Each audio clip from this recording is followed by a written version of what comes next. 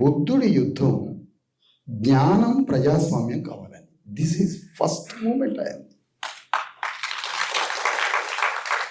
జ్ఞానం ప్రజాస్వామ్యం కావాలంటాడు. జ్ఞానం ప్రజాస్వామ్యం కావడం ఏంటి అసలు? ఎందుకంటే జ్ఞానం బ్రాహ్మణుల గుప్పిట్లో ఉంది.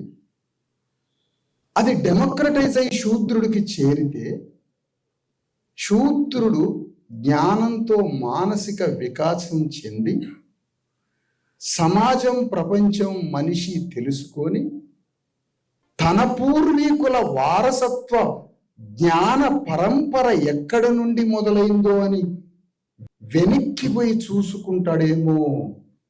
శూద్రుడికి జ్ఞానం వస్తే సిస్టం కూలిపోతుంది.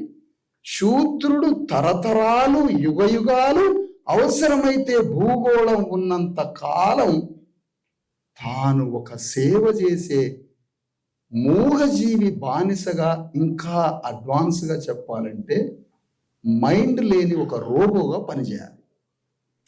అతనికి జ్ఞానం వస్తే వ్యవస్థ కూలిపోతుంది. కాబట్టి జ్ఞానం రావద్దు. బుద్ధుడు అతనికే జ్ఞానం కావాలి, జ్ఞానం డెమోక్రటైజ్ కావాలి. ఇది అతని ప్రతిపాదన.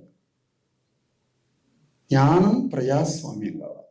దాని కొనసాగింపు యొక్క విస్తృత మనిషే డాక్టర్ అంబేద్కర్.